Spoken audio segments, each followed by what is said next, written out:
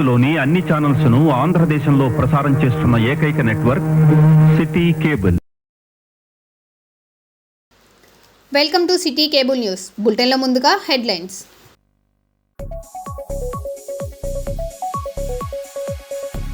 జర్నలిస్టుల సంక్షేమానికి 1000 కోట్లు విడుదల చేయాలి, శివసేన డిమాండ్.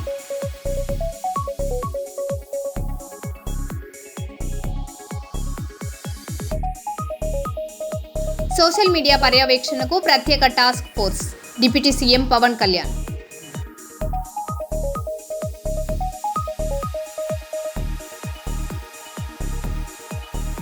హన్మకొండలో ఉచిత బిర్యానీ ఆఫర్కు జనం పోటెత్తారు, భారీ తోపులాట.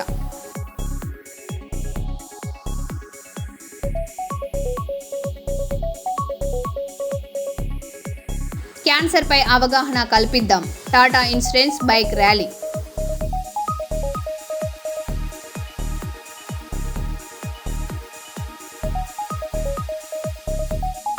గోదావరికని బస్టాండ్లో చెట్ల తొలగింపు, అధికారుల చర్యలపై భిన్నాభిప్రాయాలు.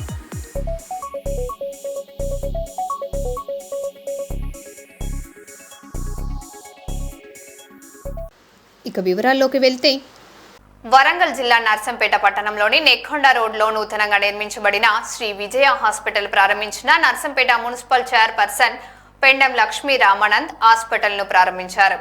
అనంతరం Shri Vijaya hospital managing director Pendem రాజు కుటుంబ సభ్యులకు డాక్టర్ శంకర్కు శుభాకాంక్షలు తెలిపారు.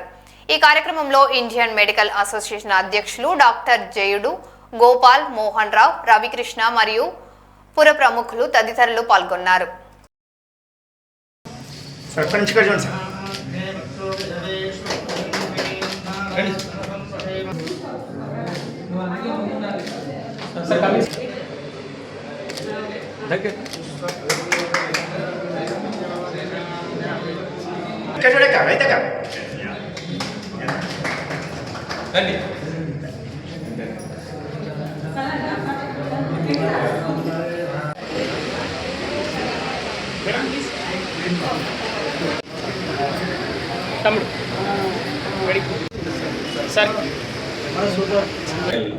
పాత ప్రిన్సెన్స్ నుంచి కొత్త ప్రిన్సెస్లోకి షిఫ్ట్ కావడం జరుగుతుంది.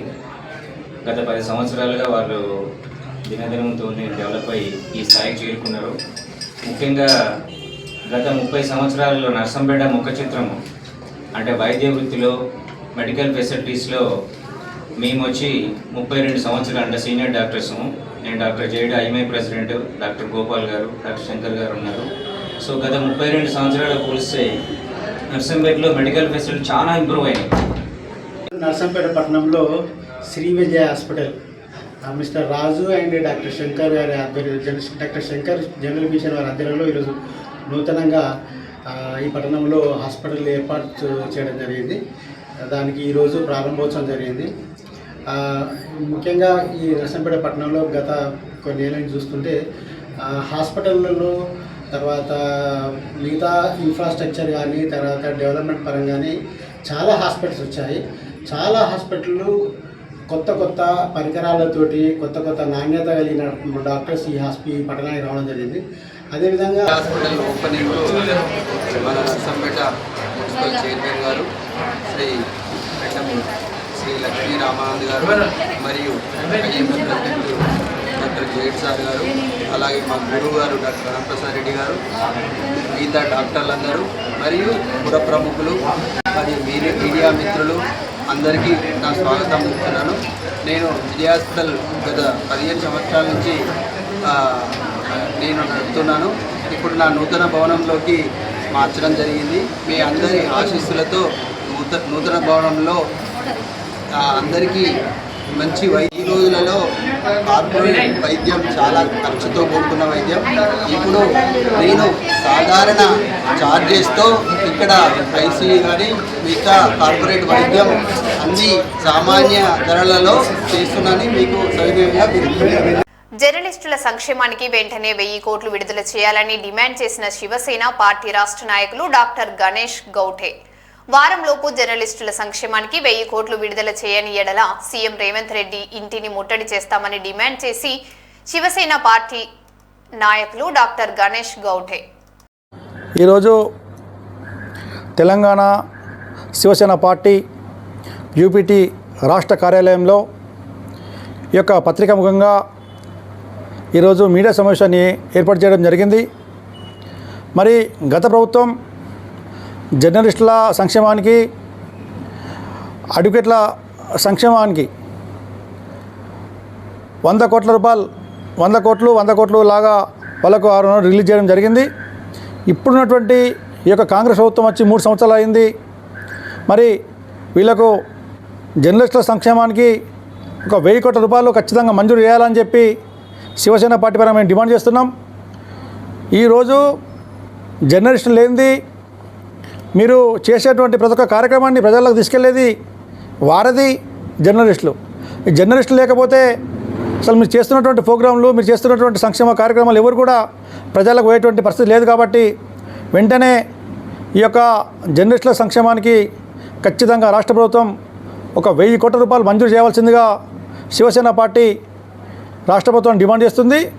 లేని ఏడల ఈ యొక్క అందరినీ కలుపుకొని చాలా పెద్ద ఎత్తున ప్రోగ్రాం చేద్దామని చెప్పి మేము శివసేన పార్టీ పరంగా మేము డిమాండ్ చేస్తున్నాం.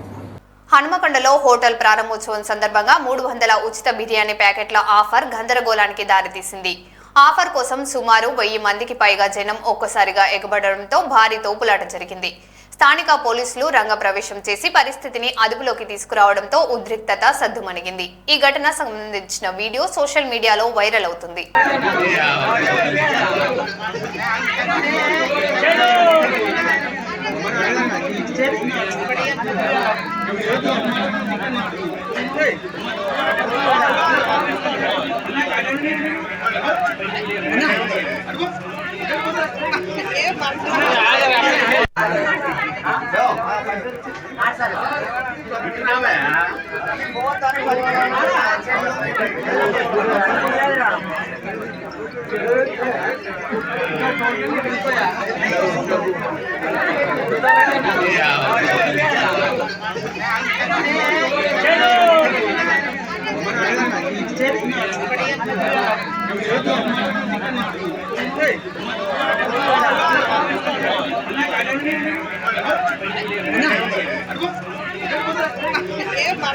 పెద్దపల్లి జిల్లాలో సింగరేణి అధికారుల రిలే నిరాహార దీక్షలకు బీఆర్ఎస్ నేతలు మద్దతు తెలిపారు. కాంగ్రెస్ పాలనలోనే అధికారులు హక్కుల కోసం రోడ్డెక్కడం ప్రభుత్వ వైఫల్యానికి నిదర్శనమని మంథని మాజీ ఎమ్మెల్యే పుట్ట మధుకర్ విమర్శించారు. గత 2 ఏళ్లలో సింగరేణి దాచిన లాభాల నుంచి అధికారులకు చెల్లించాల్సిన 230 కోట్ల పీఆర్పీని వెంటనే విడుదల చేయాలని ఆయన డిమాండ్ చేశారు. రిలే దీక్షలకు టీబీజీకేఎస్ నాయకులు కూడా సంఘీభావం ప్రకటించారు.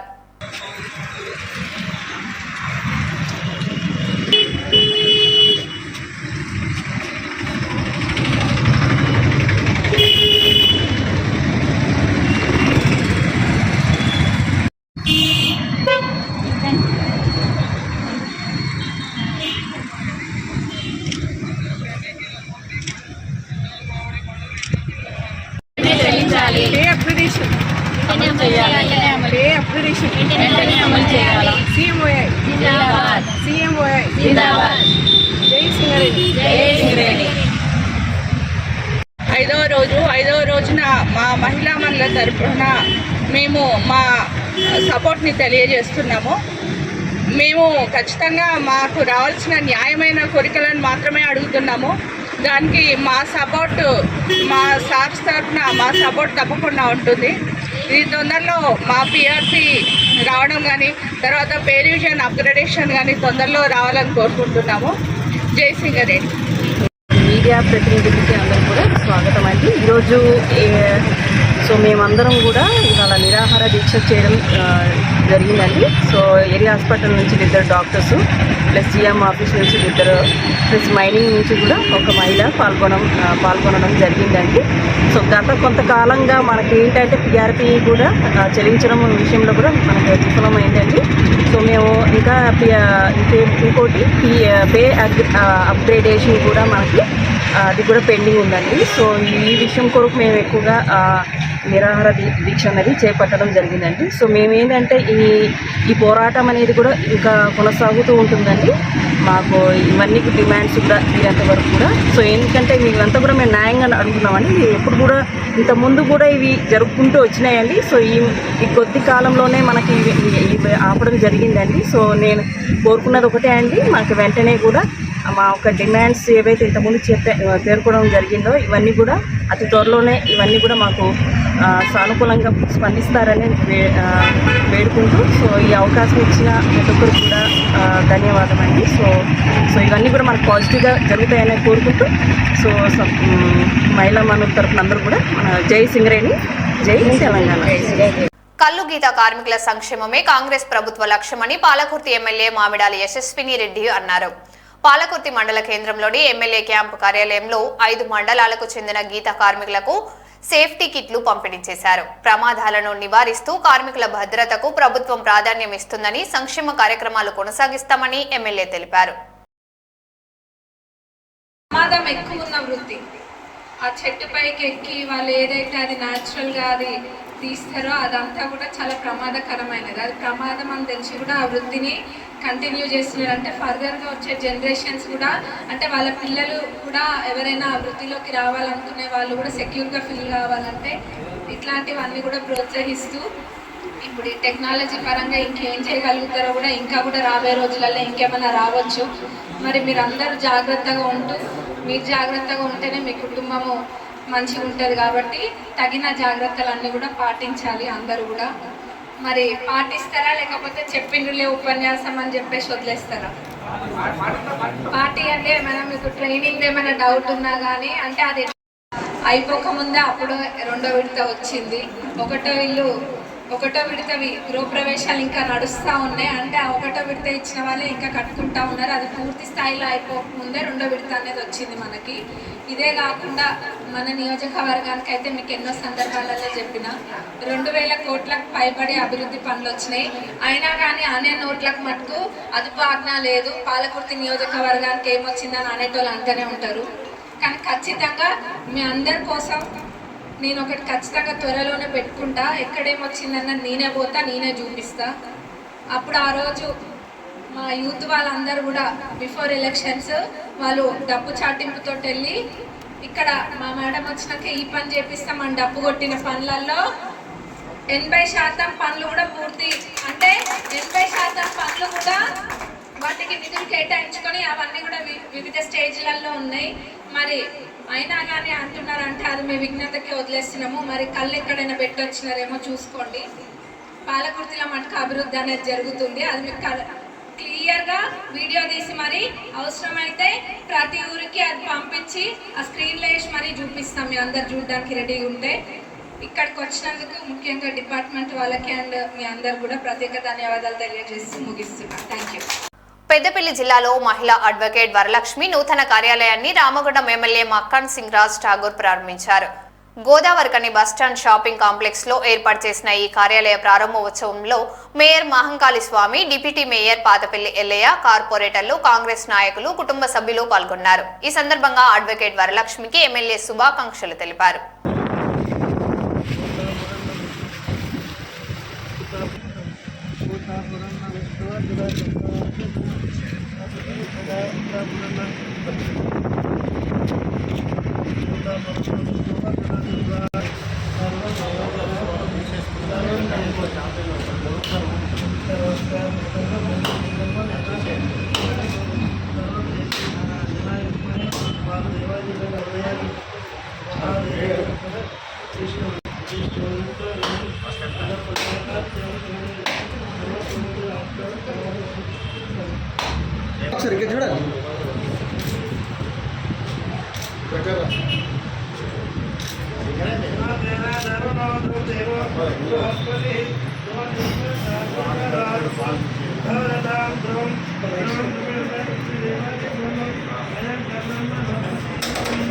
Very good. Advocate farm.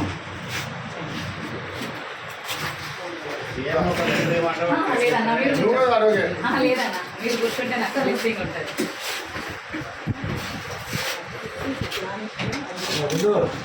అమ్మా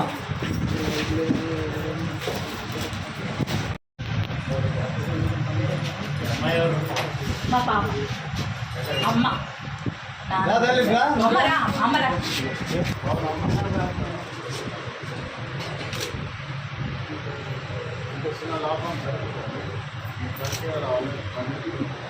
ఇంట్లో సార్ కట్టవాలి ఓపెన్ అయిపోయాను ఇంకా అందరూ వెళ్తారు కదా ఇప్పుడైతే ఓపెన్ కాలేదు ఇక్కడ అయితే మనకు సెమీ సెంటర్ ఎవరైనా టిఫిన్ చేస్తారు అందరు చేస్తారు అందుబాటులో అక్కడ ఆలోచన చేసేది మున్సిపల్ బిల్డింగ్ కాంప్లెక్స్ పెడితే ఆడయి ఆడ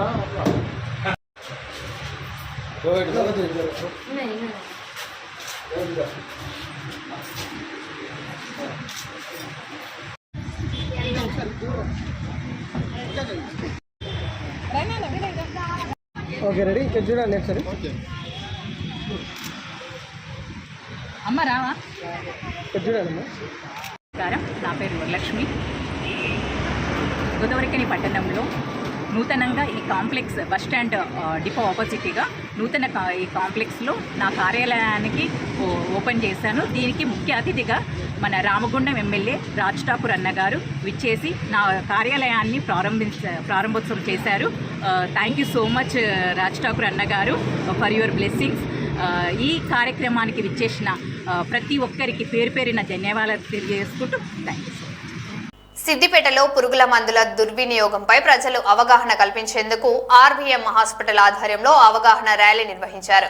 ప్రభుత్వ ఆసుపత్రి నుంచి ఇందిరా పార్క్ చౌరస్తా వరకు మెడికల్ కళాశాల విద్యార్థులు ర్యాలీ నిర్వహిస్తూ సేఫ్ ఫార్మ్ సేఫ్ నేషన్ అంటూ నినాదాలు చేశారు. రైతులు పురుగుల మందులను దుర్వినియోగం చేయకుండా జాగ్రత్తలు పాటించాలని నిర్వాహకులు సూచించారు.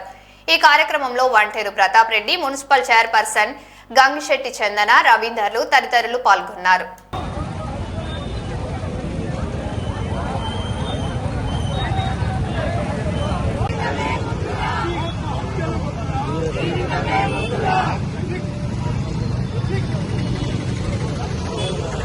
నమస్కారం.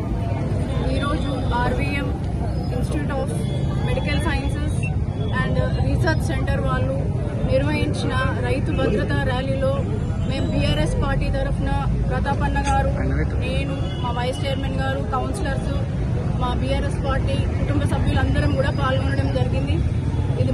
దీని యొక్క ముఖ్య ఉద్దేశం ఏంటంటే చాలామంది మనకి మెంటలీ డిస్టర్బ్ అయినప్పుడు కానివ్వండి, పంట పొలాలకి కరెక్ట్ ధర రాకపోయినా సరివ్వండి, మార్క్స్ సరిగ్గా రాలేదని స్టూడెంట్స్ కానివ్వండి, ఎలాంటి కారణమైనా సరే మొట్టమొదటిగా వాళ్ళు సూసైడ్ అటెంప్ట్ మీదనే వాళ్ళు ఫోకస్ చేయడం జరుగుతుంది. దీని ద్వారా ఏమవుతుందంటే ప్రాణం పోతుంది. ప్రాణం పోయినప్పుడు ఫస్ట్ ఇంపాక్ట్ అన్నది వాళ్ళ ఒక కుటుంబ సభ్యుల మీద పడుతుంది. కుటుంబ సభ్యులు చాలా నష్టపోతారు.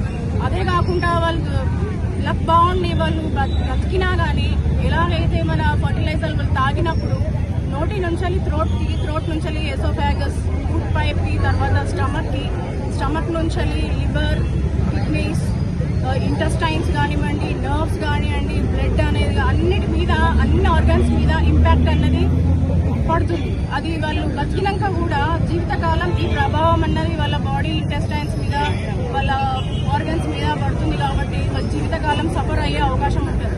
కాబట్టి ఎప్పుడైతే మీకు ఆ ఒక క్షణపాటి ఆవేశం మీరు కంట్రోల్ చేసుకున్నట్టయితే మీరు ఒక నిండు ప్రాణాన్ని, అమూల్యమైన ప్రాణాన్ని మీరు కాపాడిన వాళ్ళు అవుతారు. అలాగే మీ కుటుంబాన్ని కూడా చూసుకోండి.